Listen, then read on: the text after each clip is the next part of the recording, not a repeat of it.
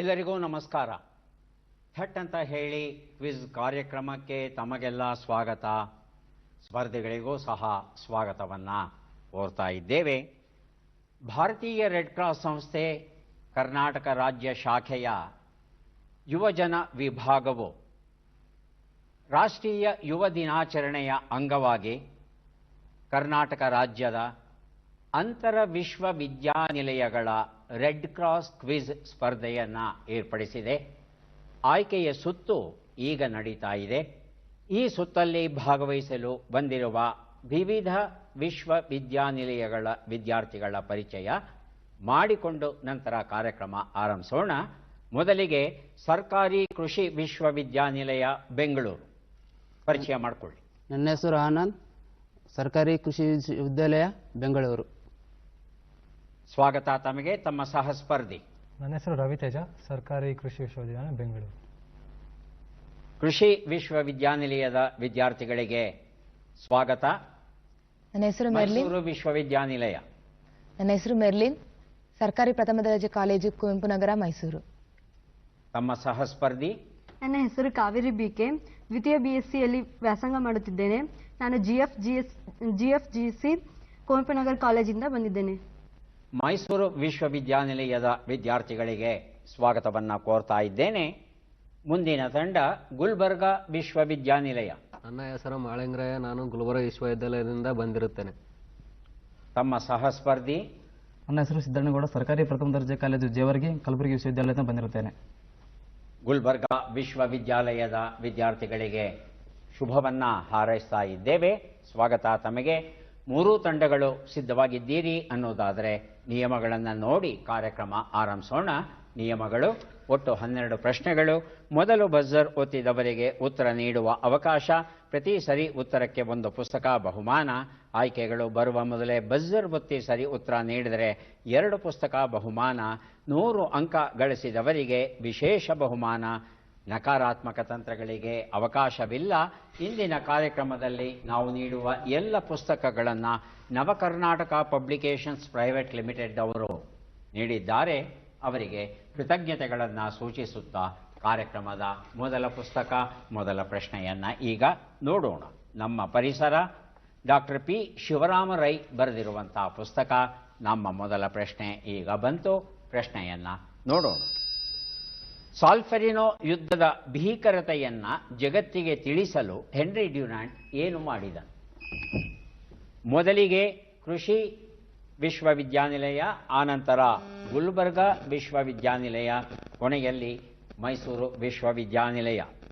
ಕೃಷಿ memory of ಸಾಲ್ಫೆರಿನೋ ಅಂತ ಒಂದು ಪುಸ್ತಕ ಬರೆದ.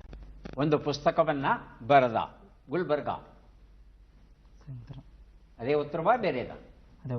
ಅದೇ ಉತ್ತರ. ಮೈಸೂರು ರೆಡ್ ಕ್ರಾಸ್ ಅನ್ನೋ ಒಂದು ಸಂಸ್ಥೆಯನ್ನ ಸ್ಥಾಪಿಸಿದ. ಆಯ್ಕೆಗಳನ್ನು ನೋಡೋಣ.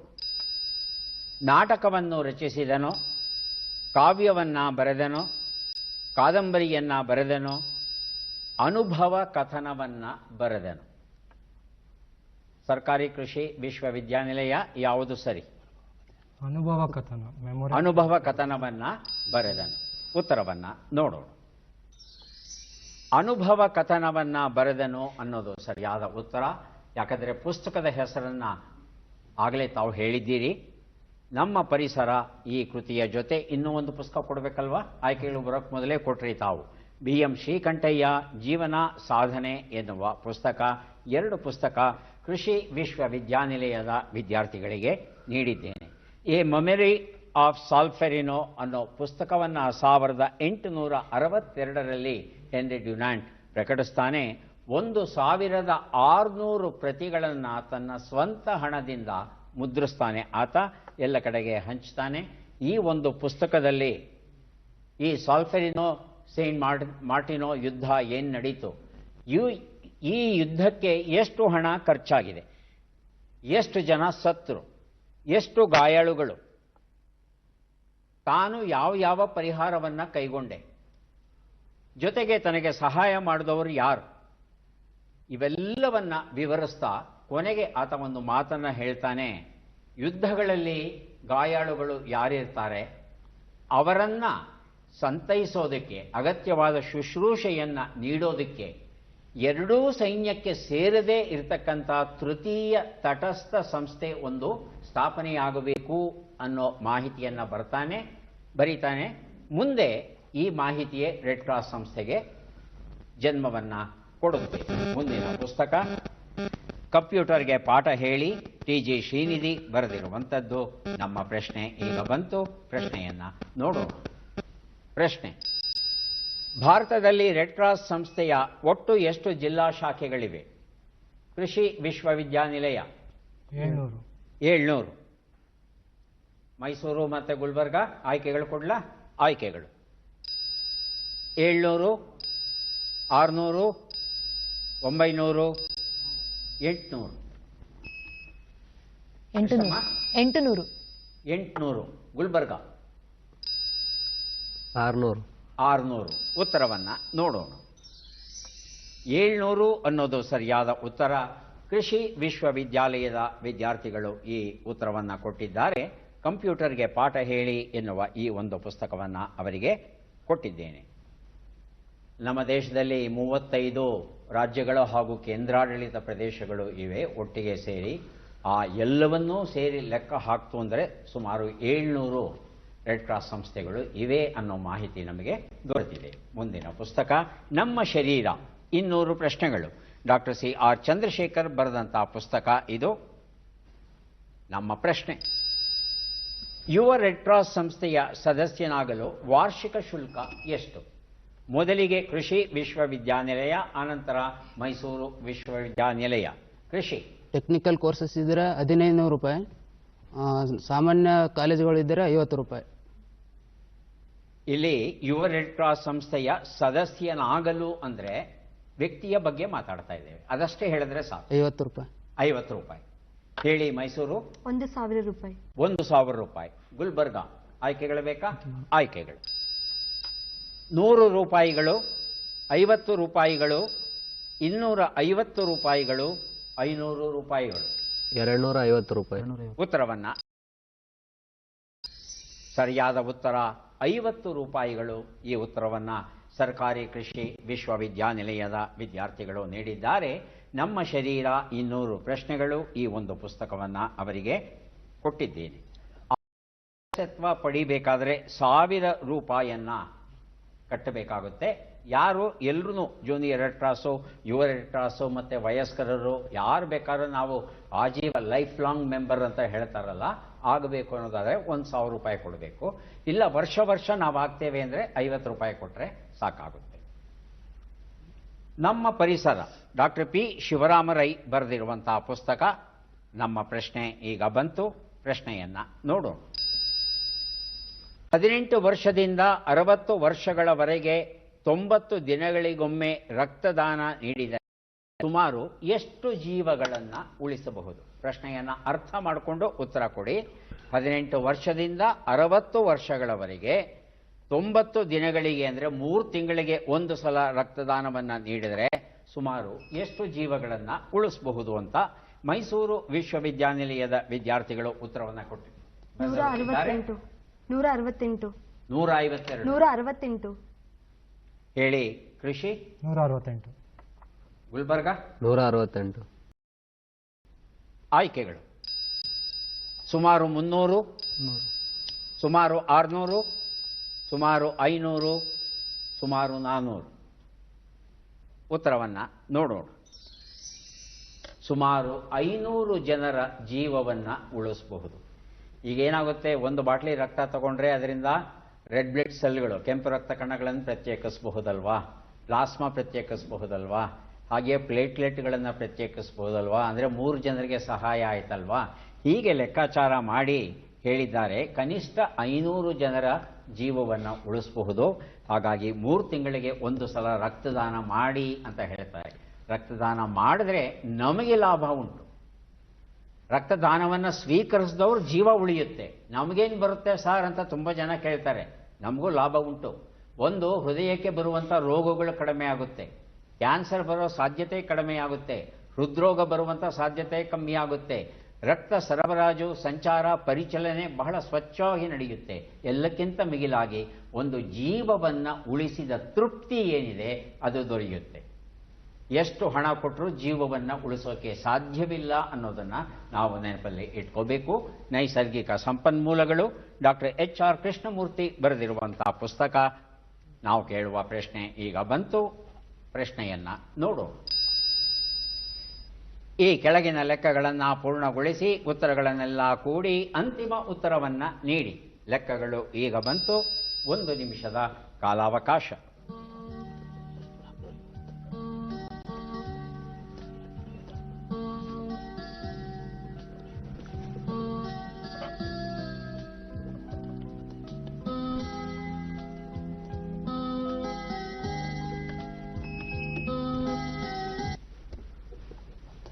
ಬಜರ್ ಒತ್ತಿದ್ದಾರೆ ಕೃಷಿ ವಿಶ್ವವಿದ್ಯಾನಿಲಯದ ವಿದ್ಯಾರ್ಥಿಗಳು. ಅಲ್ಲ, ಮೊದಲು ಬಜರ್ ಒತ್ತಿದ್ದು ಮೈಸೂರು, ಆಮೇಲೆ ಕೃಷಿಯವರು. ಮೈಸೂರು 951. 951 ಅಷ್ಟೇ. 3 ಅಂಕೆ 950. ಹೌದಾ? ಹಾಂ ಸರ್. ಹೇಳಿ ಕೃಷಿ. ಸರ್ ಪ್ರತಿಯೊಂದನ್ನು ಕೂಡ್ಬೇಕಪ್ಪ. ಪ್ರತಿಯೊಂದು ಕೂಡಿಲ್ವಾ?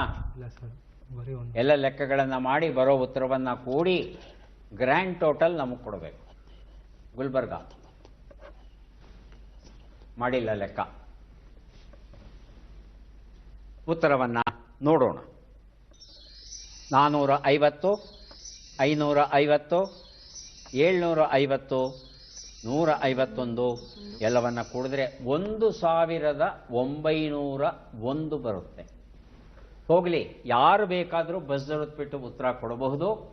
ರೆಡ್ ಕ್ರಾಸ್ಗೆ ಸಂಬಂಧಪಟ್ಟ ಹಾಗೆ 1901 ಇಸವಿ ಯಾವ ಮಹತ್ವವನ್ನ ಪಡೆದಿದೆ? ಮೊದಲಿಗೆ ಮೈಸೂರು ವಿಶ್ವವಿದ್ಯಾನಿಲಯ. ಪ್ರಥಮ ಬಾರಿಗೆ ನೊಬೆಲ್ ಪ್ರಶಸ್ತಿ ಯಾರಿಗೆ ಬಂದದ್ದು? ಹೆನ್ರಿ ಡೊನಾಲ್ಡ್ ಅವರಿಗೆ. ಹೆನ್ರಿ ಡ್ಯುನಾಂಟ್ಗೆ ನೊಬೆಲ್ ಪ್ರಶಸ್ತಿ ಬಂತು. ಎಂತ ನೊಬೆಲ್ ಪ್ರಶಸ್ತಿ? ಭೌತ ವಿಜ್ಞಾನವ, ರಸಾಯನ ವಿಜ್ಞಾನವ, ಯಾವ ಕ್ಷೇತ್ರಕ್ಕೆ ಬಂತು? ಗುಲ್ಬರ್ಗ 1901ರಲ್ಲಿ ನೊಬೆಲ್ ಪ್ರಶಸ್ತಿ ಬರುತ್ತೆ ಹೆನ್ರಿ ಡೊನಾಲ್ಡ್ಗೆ. ನೊಬೆಲ್ ಪ್ರಶಸ್ತಿ ಬಂತು. ಅದೇ ಉತ್ತರ ಅವರು ಕೊಟ್ಟದ್ದಲ್ವಾ? ರೆಡ್ ಕ್ರಾಸ್ ಸಂಬಂಧವಾಗಿ ಸಂಬಂಧಪಟ್ಟ ಸಂಶೋಧನೆಗಾಗಿ ಕ್ರಾಸ್ ಬಂತ ಪ್ರಶಸ್ತಿ. ಸೇವೆ ಅವರ ವೈದ್ಯಕೀಯ ಸೇವೆ, ಪುಸ್ತಕ ಶಾಂತಿ ಪ್ರಶಸ್ತಿ, ಶಾಂತಿ ಪ್ರಶಸ್ತಿ, ನೊಬೆಲ್ ಶಾಂತಿ ಪುರಸ್ಕಾರ.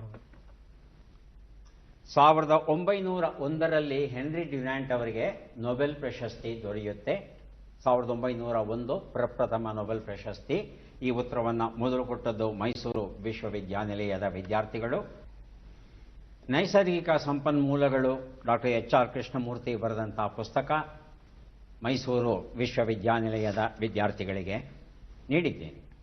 ಮುಂದೆ ನಾವು ಕೊಡಲಿದ್ದೇವೆ ಸಸ್ಯಗಳು ಎನ್ನುವ ಪುಸ್ತಕ. ಸುಮಂಗಳ S. ಮುಮ್ಮಿಗಟ್ಟಿ ಇದನ್ನು ಬರೆದಿದ್ದಾರೆ. ನಮ್ಮ ಪ್ರಶ್ನೆ ಈಗ ಬಂತು. ಪ್ರಶ್ನೆಯನ್ನ ನೋಡೋಣ. ನಮ್ಮ ಶರೀರದ 60% 70% ಕಬ್ಬಿಣಾಂಶವು ಯಾವ ಅಂಗದಲ್ಲಿ ಇರುತ್ತದೆ?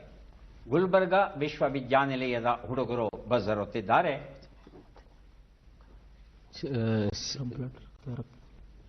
ಶರೀರದ ಬ್ಲಡ್ನಲ್ಲಿ ಇರ್ತದೆ. ಶರೀರದ ರಕ್ತದಲ್ಲಿ ಶರೀರದ ಮೂಳೆ. ಮೈಸೂರು ಹಾಗೂ ಕೃಷಿ. ರಕ್ತ ಸರ್, ಹಿಮೋಗ್ಲೋಬಿನ್. ಹಿಮೋಗ್ಲೋಬಿನ್ ಮೈಸೂರು. ಆಯ್ಕೆಗಳನ್ನು ನೋಡೋಣ. ಹೃದಯ, ಸ್ನಾಯು, ಲಿವರ್, ರಕ್ತ. ರಕ್ತ ಅಂತ ಹೇಳಿದ್ದೀರಾ, ಉತ್ತರ ಸರಿಯಾ? ನೋಡೋಣ. ರಕ್ತ ಉತ್ತರ ಸರಿಯಾಗಿದೆ. ಸಸ್ಯಗಳು ಎನ್ನುವ ಈ ಪುಸ್ತಕ ಜೊತೆಗೆ ಇನ್ನೂ ಒಂದು ಪುಸ್ತಕ ನಮ್ಮ ಪರಿಸರ, 2 ಪುಸ್ತಕವನ್ನು ಗುಲ್ಬರ್ಗ ವಿಶ್ವವಿದ್ಯಾನಿಲಯದ ವಿದ್ಯಾರ್ಥಿಗಳಿಗೆ ಕೊಟ್ಟಿದ್ದೇನೆ. ಒಬ್ಬ ವಯಸ್ಕನಲ್ಲಿ ಇಡೀ ದೇಹದಲ್ಲಿ ಎಷ್ಟು ಕಬ್ಬಿಣದ ಅಂಶ ಇರುತ್ತೆ ಅಂದರೆ ಸುಮಾರು 3 ರಿಂದ 4 ಗ್ರಾಂ ಅಷ್ಟು ಕಬ್ಬಿಣ ಇರುತ್ತಂತೆ ಇಡೀ ದೇಹದಲ್ಲಿ.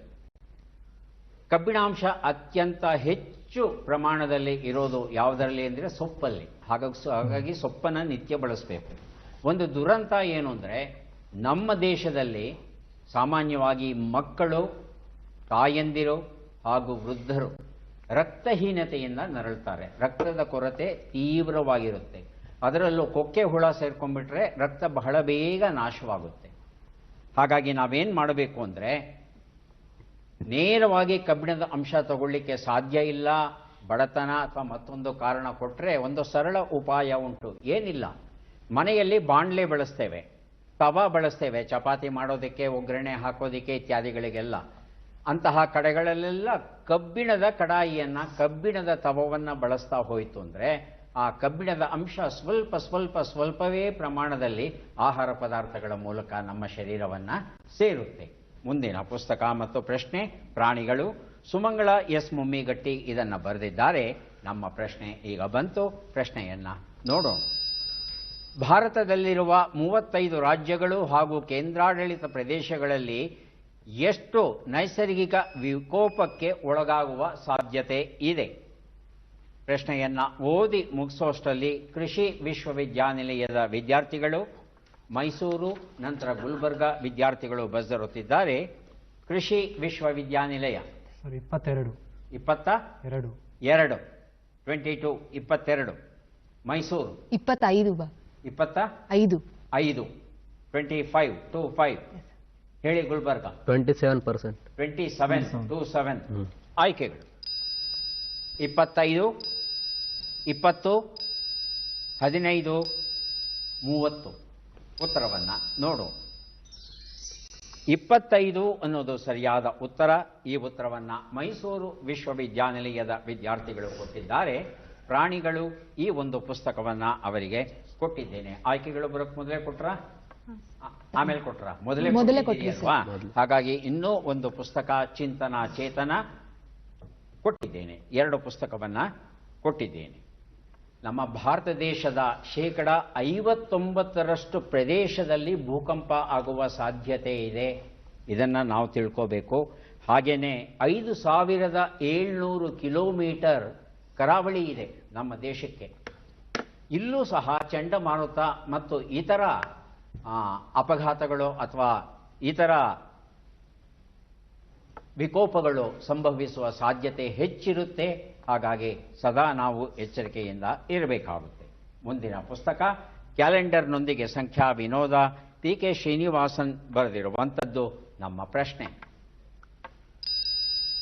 ಈ ಚಿತ್ರದಲ್ಲಿ ಇರುವವರು ಜಗತ್ತಿಗೆ ನೀಡಿದ ಕೊಡುಗೆಯನ್ನು ಗುರುತಿಸಬೇಕು. ಚಿತ್ರವನ್ನು ನೋಡೋಣ.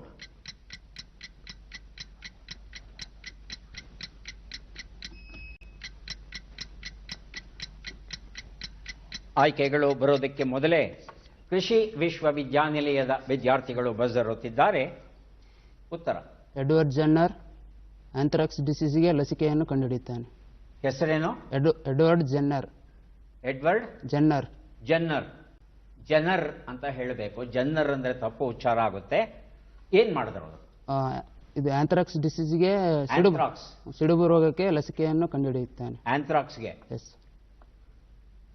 ಮೈಸೂರು ಹಾಗೂ ಗುಲ್ಬರ್ಗ ಆಯ್ಕೆಗಳು ಬೇಕಾ? ಆಯ್ಕೆಗಳು: ಕ್ಷಯ ಲಸಿಕೆ, ಸಿಡುಬು ಲಸಿಕೆ, ಟೈಫಾಯ್ಡ್ ಲಸಿಕೆ, ರೇಬಿಸ್ ಲಸಿಕೆ. ಹೇಳಿ ಗುಲ್ಬರ್ಗ. ರೇಬಿಸ್ ಲಸಿಕೆ. ಹೇಳಿ ಮೈಸೂರು. ಕ್ಷಯ. ಉತ್ತರವನ್ನ ನೋಡೋಣ. ಸಿಡುಬಿಗೆ ಲಸಿಕೆ ಕಂಡು ಹಿಡಿದದ್ದು ಎಡ್ವರ್ಡ್ ಜನ್ನರ್ ಅಲ್ವಾ? ಮೊದಲ ಲಸಿಕೆ, ಪರಿಣಾಮಕಾರಿಯಾಗಿ ನಾವು ಬಳಸಿದ ಮೊದಲ ಲಸಿಕೆ ಸಿಡುಬಿಗೆ. ಈ ಲಸಿಕೆಯ ಸಹಾಯದಿಂದಲೇ ಸಿಡುಬು ರೋಗ ಎಲ್ಲೂ ಇಲ್ಲ ಭೂಮಿನಲ್ಲಿ. ಸಂಪೂರ್ಣ ನಾಮಾವಶೇಷ ಮಾಡಿದ್ದೇವೆ. ಒಂದಷ್ಟು ಸಿಡುಬು ಈ ವೈರಸ್ಗಳು ಮಾತ್ರ ಪ್ರಯೋಗಾಲಯಗಳಲ್ಲಿ ಇದೆ, ಸಂಶೋಧನೆಗೆ ಅಂತ ಇಟ್ಕೊಂಡಿದ್ದಾರೆ. ಅದು ಬಿಟ್ಟರೆ ಸ್ವಾಭಾವಿಕವಾಗಿ ಜಗತ್ತಲ್ಲಿ ಎಲ್ಲೂ ಸಿಡುಬು ವೈರಸ್ ಇಲ್ಲವೇ ಇಲ್ಲ. ಅದಕ್ಕೆ ಕಾರಣ, ಮುಖ್ಯ ಕಾರಣ ಅಂತ ಹೇಳ್ತಂದ್ರೆ ಎಡ್ವರ್ಡ್ ಜನ್ನರ್. ಮುಂದಿನ ಪುಸ್ತಕ professor Venu Bapu, doctor MSS ಮೂರ್ತಿ ಬರೆದಿರುವಂಥದ್ದು. ನಮ್ಮ ಪ್ರಶ್ನೆ ಈಗ ಬಂತು. ಪ್ರಶ್ನೆಯನ್ನ ನೋಡೋಣ. ಗ್ರಂಥಿಗಳು ಮತ್ತು ಅವುಗಳ ಆಕಾರವನ್ನ ಹೊಂದಿಸಿ. 2 ಪಟ್ಟಿಗಳು ಈಗ ಬಂತು. ಬಟಾಣಿ ಆಕಾರದ ಗ್ರಂಥಿ, ಗುರಾಣಿ ಆಕಾರದ ಗ್ರಂಥಿ, ಟೋಪಿಯಂತಿರುವ ಗ್ರಂಥಿ. ಮೊದಲಿಗೆ ಮೈಸೂರು ವಿಶ್ವವಿದ್ಯಾನಿಲಯದ ವಿದ್ಯಾರ್ಥಿಗಳು ಬಟಾಣಿ ಪಿಟ್ಯೂಟರಿ ಪಿಟ್ಯೂಟರಿ. ಗುರಾಣಿ ಥೈರಾಯ್ಡ್. ಯಾವುದು? ಥೈರಾಯ್ಡ್. ಹಾಂ ಸರ್. ಟೋಪಿ ಸರ್ ಟೋಪಿ ಅಂತಿರುವ ಥೈರಾಯ್ಡ್. ಗುರಾಣಿ ಅಂತ ಗ್ರಂಥಿ ಅಡ್ರಿನಲ್. ಗುರಾಣಿ ಅನ್ನೋದು ಅಡ್ರಿನಲ್ಲ. ಟೋಪಿ ಅನ್ನೋದು ಥೈರಾಯ್ಡ್. ಥೈರಾಯ್ಡ್. ಹೇಳಿ ಗುಲ್ಬರ್ಗ. ಬಟಾಣಿ ಬಟಾಣೆ ಪಿಟ್ಯೂಟರಿ. ಪಿಟ್ಯೂಟರಿ. ಗುರಾಣಿ ಆಕಾರದ ಗ್ರಂಥಿ ಥೈರಾಯ್ಡ್. ಥೈರಾಯ್ಡ್. ಟೋಪಿ ಅಂತಿರುವ ಗ್ರಂಥಿ ಅಡ್ರಿನಲ್. ಅಡ್ರಿನಲ್. ಕೃಷಿ ಸೇಮ್. ಅದೇ ಉತ್ತರವನ್ನ ನೋಡೋಣ. ಬಟಾಣಿ ಆಕಾರದ ಗ್ರಂಥಿ ಪಿಟ್ಯೂಟರಿ, ಗುರಾಣಿ ಆಕಾರದ ಗ್ರಂಥಿ ಥೈರಾಯ್ಡ್ ಹಾಗೂ ಟೋಪಿಯಂತಿರುವ ಗ್ರಂಥಿ ಮೂತ್ರಪಿಂಡಗಳ ಮೇಲೆ ಇರುತ್ತೆ. ಅದನ್ನು ಅಡ್ರಿನಲ್ ಅಂತ ಕರೀತೇವೆ. ಗುಲ್ಬರ್ಗ ವಿಶ್ವವಿದ್ಯಾನಿಲಯದ ವಿದ್ಯಾರ್ಥಿಗಳು ಸರಿಯಾದ ಉತ್ತರವನ್ನ ಕೊಟ್ಟಿದ್ದಾರೆ. ಪ್ರೊಫೆಸರ್ ವೇಣು ಬಾಪು ಈ ಒಂದು ಪುಸ್ತಕವನ್ನ ತಮಗೆ ಕೊಟ್ಟಿದ್ದು.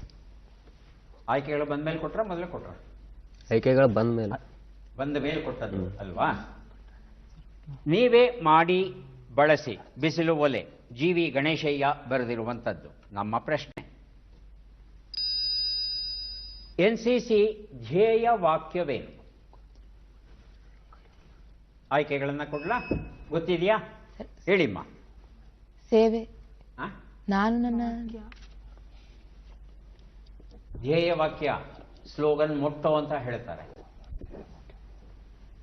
ಸಾರಿ ಸರ್, ಅವಳು ಬರೀ ಸೇವೆ ಹೇಳಿದಳು ಅಷ್ಟೇ. ಆಪ್ಷನ್ ತಗೋತೀವಿ. ಕೃಷಿ ವರ್ಗ ಅವ್ರಿಗೆ ಅವಕಾಶ ಸಿಗುತ್ತೆ. ಆಯ್ಕೆಗಳನ್ನ ಕೊಡ್ತಾ ಇದ್ದೇನೆ. ಆಯ್ಕೆಗಳನ್ನ ನೋಡೋಣ. ಶಿಸ್ತು ಮತ್ತು ನಾಯಕತ್ವ, ಏಕತೆ ಮತ್ತು ದೇಶಭಕ್ತಿ, ಏಕತೆ ಮತ್ತು ಶಿಸ್ತು, ಧೈರ್ಯ ಮತ್ತು ಶಿಸ್ತು. ಕೃಷಿ ಆಯ್ಕೆ 2 ಸರ್, ಏಕತೆ ಮತ್ತು ದೇಶಭಕ್ತಿ. ಏಕತೆ ಮತ್ತು ದೇಶಭಕ್ತಿ. ಹೇಳಿ ಗುಲ್ಬರ್ಗ. ಶಿಸ್ತು ಮತ್ತು ನಾಯಕತ್ವ. ಎಷ್ಟನೇದು? 11ನೇದು. ಶಿಸ್ತು ಮತ್ತು ನಾಯಕತ್ವ. ಉತ್ತರವನ್ನ ನೋಡೋಣ. ಏಕತೆ ಮತ್ತು ಶಿಸ್ತು ಅನ್ನೋದು ಸರಿಯಾದ ಉತ್ತರ ಆಗಿತ್ತು. ಈ ಉತ್ತರವನ್ನ ಯಾರೂ ಕೊಟ್ಟಿಲ್ಲ. ಎನ್ಸಿಸಿ ಬಗ್ಗೆ ಒಂದಷ್ಟು ಮಾಹಿತಿಯನ್ನ ನಾವು ಖಂಡಿತ ತಿಳ್ಕೋಬೇಕು. ವಿಶ್ವದ ಅತ್ಯಂತ ದೊಡ್ಡ ಸಮವಸ್ತ್ರಧಾರಿ ವಿದ್ಯಾರ್ಥಿಗಳ ಸಂಘಟನೆ ಅಂದರೆ ನಮ್ಮ ಎನ್ಸಿಸಿ. ಪ್ರೌಢ ಮತ್ತು ಕಾಲೇಜು ವಿದ್ಯಾರ್ಥಿಗಳು ಎನ್ಸಿಸಿಯಲ್ಲಿ ಪಾಲ್ಗೊಳ್ಳಬಹುದು. ಇದರಲ್ಲಿ ಭೂದಳ, ವಾಯುದಳ, ನೌಕಾದಳ 3 ಸಹ ಉಂಟು. ಸುಮಾರು 13 ಲಕ್ಷ ಎನ್ಸಿಸಿ ವಿದ್ಯಾರ್ಥಿಗಳು ಇದ್ದಾರಂತೆ ನಮ್ಮ ದೇಶದಲ್ಲಿ. ಒಂದು ರೋಮಾಂಚನವಾಗುವಂಥ ಮಾಹಿತಿ ಏನು ಅಂದರೆ, 1965ರಲ್ಲಿ ಪಾಕಿಸ್ತಾನದ ಜೊತೆ ಯುದ್ಧ ಮಾಡ್ತೇವೆ. ಹಾಗೇನೆ 1971ರಲ್ಲಿ ಬಾಂಗ್ಲಾದೇಶ್ ಬಿಡುಗಡೆ ಆಗುತ್ತಲ್ಲ, ಪಾಕಿಸ್ತಾನದ ಜೊತೆ ಯುದ್ಧ. ಆ ಎರಡೂ ಸಂದರ್ಭಗಳಲ್ಲಿ, ಎರಡೂ ಯುದ್ಧಗಳಲ್ಲಿ ಎನ್ಸಿಸಿ ವಿದ್ಯಾರ್ಥಿಗಳು ಸೆಕೆಂಡ್ ಲೈನ್ ಆಫ್ ಪ್ರೊಟೆಕ್ಷನ್ ಅಲ್ಲಿ ಇರ್ತಾರೆ. ಅಂದರೆ ಯಾರು ಯುದ್ಧ ಮಾಡ್ತಾ ಇದ್ದಾರೆ ಸೈನಿಕರು, ಅವರಿಗೆ ಬೇಕಾದ ಎಲ್ಲ ವಸ್ತುಗಳನ್ನು ಸರಬರಾಜು ಮಾಡೋದು. ಹಾಗಾಗಿ ಯುದ್ಧ ಅಂದರೆ ಹೇಗಿರುತ್ತೆ ಅನ್ನೋ ಅನುಭವವನ್ನು ನೇರವಾಗಿ ಪಡೆಯೋಕೆ ಸಾಧ್ಯವಾಯಿತಂತೆ ಈ ಎನ್ಸಿಸಿ ವಿದ್ಯಾರ್ಥಿಗಳಿಗೆ ಈ 2 ಯುದ್ಧಗಳಲ್ಲಿ. ಮುಂದಿನ ಪುಸ್ತಕ ತ್ಯಾಜ್ಯ ವಸ್ತುಗಳಿಂದ ವಿಜ್ಞಾನ ಆಟಿಕೆಗಳು, VSS ಶಾಸ್ತ್ರಿ ಕನ್ನಡಕ್ಕೆ ಅನುವಾದ ಮಾಡಿದ್ದಾರೆ. ನಮ್ಮ ಪ್ರಶ್ನೆ, ಈ ಚಿತ್ರವನ್ನು ಗುರುತಿಸಿ ದೃಶ್ಯವನ್ನ ನೋಡೋಣ.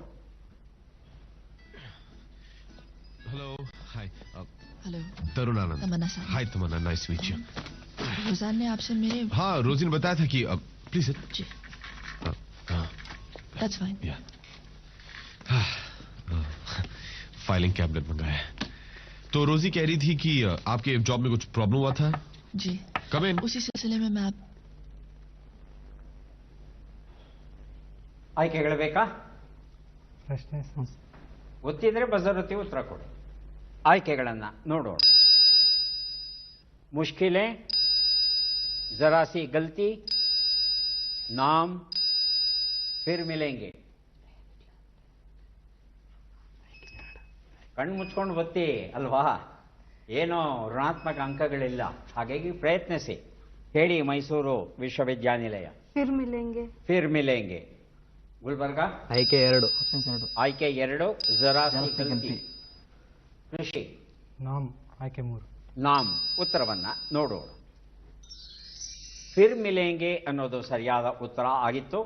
ಮೈಸೂರು ವಿಶ್ವವಿದ್ಯಾನಿಲಯದ ವಿದ್ಯಾರ್ಥಿಗಳು ಈ ಉತ್ತರವನ್ನು ಕೊಟ್ಟಿದ್ದಾರೆ. ತ್ಯಾಜ್ಯ ವಸ್ತುಗಳಿಂದ ವಿಜ್ಞಾನ ಆಟಿಕೆಗಳು ಈ ಪುಸ್ತಕವನ್ನು ಕೊಟ್ಟಿದ್ದೇನೆ. ಯಾಕೆ ಫಿರ್ಮಿಲೆಂಗೆ ಚಿತ್ರವನ್ನು ಇಲ್ಲಿ ಹಾಕಿದ್ರಿ? ಏನೋ ಕಾರಣ ಇರಬೇಕಲ್ವಾ? ಇದು ಏಡ್ಸ್ ರೋಗದ ಹಿನ್ನೆಲೆಯಲ್ಲಿ ನಿರ್ಮಿಸಿರ್ತಕ್ಕಂಥ ಚಿತ್ರ. ಏಡ್ಸ್ ಅಂದರೆ ಕಥಾನಾಯಕನಿಗೆ ಆಗೋದಿಲ್ಲ, ಹೆದರ್ಕೋತಾನೆ. ಆದರೆ ಶಿಲ್ಪಾ ಶೆಟ್ಟಿ ಪಾತ್ರವನ್ನು ನಿರ್ವಹಿಸಿದಾರಲ್ಲ, HIV ಪಾಸಿಟಿವ್ ಆಗಿರ್ತಾರೆ. ಹಾಗಾಗಿ ಆಕೆನ ನೋಡಿಬಿಟ್ಟೆ, ನಾನು ಆಕೆನ ಮುಟ್ಟಿಬಿಟ್ಟೆ, ಕೈ ಕುಲುಕದೆ, ನನಗೆಲ್ಲಾದರೂ ರೋಗ ಬಂದುಬಿಟ್ರೆ ಹೀಗೆಲ್ಲ ಹೆದರ್ಕೋತಾನೆ.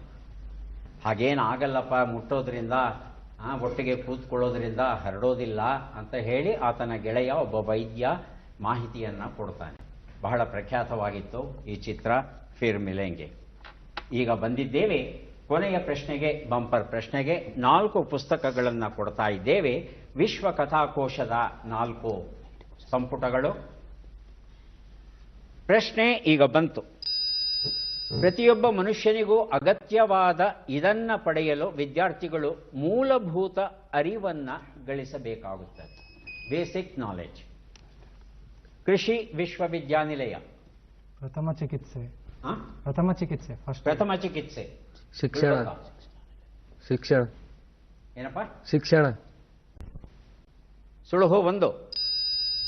ಎರಡನೆಯ ಘಟ್ಟದಲ್ಲಿ ಗಳಿಸಿದ ಮೂಲಭೂತ ಅರಿವನ್ನ ಪ್ರಾಯೋಗಿಕವಾಗಿ ಬಳಸಲು ಕಲಿಯಬೇಕಾಗುತ್ತದೆ. ಸರ್ ಪ್ರಥಮ ಚಿಕಿತ್ಸೆ. ಏನಮ್ಮ? ಪ್ರಥಮ ಚಿಕಿತ್ಸೆ. ಸುಳುಹು 2. ಕಲಿತದ್ದನ್ನು ವೈಯಕ್ತಿಕವಾಗಿ ಹಾಗೂ ಸಾಮಾಜಿಕವಾಗಿ ಉಪಯುಕ್ತವಾಗುವಂತೆ ಬಳಸಬೇಕಾಗುತ್ತದೆ. ಸುಳುಹು 3. ಸಮರ್ಪಕವಾಗಿ ಬಳಸಿದಾಗ ಹೊಸ ಅರಿವು ಗಳಿಸಿ ನಾಯಕನಾಗುವ ಸಾಧ್ಯತೆ ಇರುತ್ತದೆ. ಬಹುಶಃ ಪ್ರಥಮ ಚಿಕಿತ್ಸೆ ಇರಲಾರ್ದೇನು. ಉತ್ತರವನ್ನು ನೋಡಬಹುದಾ? ಉತ್ತರವನ್ನು ನೋಡೋಣ. ಕೌಶಲ ಅಥವಾ ಸ್ಕಿಲ್ ಅಂತ ಹೇಳ್ತೇವೆ. ಸ್ಕಿಲ್ ಹೇಗೆ ಪಡಿತೀವಿ? 4 ಹಂತಗಳಲ್ಲಿ ಅದನ್ನು ಹೇಗೆ ಪಡಿಬಹುದು ಎನ್ನುವುದರ ವಿವರಣೆಯನ್ನು ನಾವೀಗ ನೋಡಿದ್ವಿ. ಯಾರಿಗೆ ಎಷ್ಟು ಪುಸ್ತಕ ಬಂದಿದೆ ಅದನ್ನು ನೋಡುವ ಕ್ಷಣ ಈಗ ಬಂತು. ಮೊದಲಿಗೆ ಕೃಷಿ ವಿಶ್ವವಿದ್ಯಾನಿಲಯದ ವಿದ್ಯಾರ್ಥಿಗಳಿಗೆ ಒಟ್ಟು 8 ಪುಸ್ತಕಗಳು ತಮಗೆ ದೊರೀತಾ ಇದೆ. ಪುಸ್ತಕಗಳನ್ನು ಸ್ವೀಕರಿಸಿ ಕಾರ್ಯಕ್ರಮದಲ್ಲಿ ಅಭಿನಂದನೆಗಳು.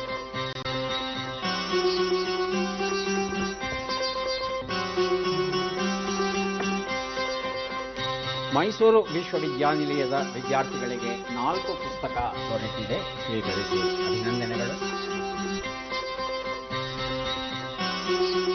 ಗುಲ್ಬರ್ಗಾ ವಿಶ್ವವಿದ್ಯಾನಿಲಯದ ವಿದ್ಯಾರ್ಥಿಗಳಿಗೆ 3 ಪುಸ್ತಕಗಳು ದೊರೆಯುತ್ತಾ ಇದೆ. ಸ್ವೀಕರಿಸಿ ಅಭಿನಂದನೆಗಳು.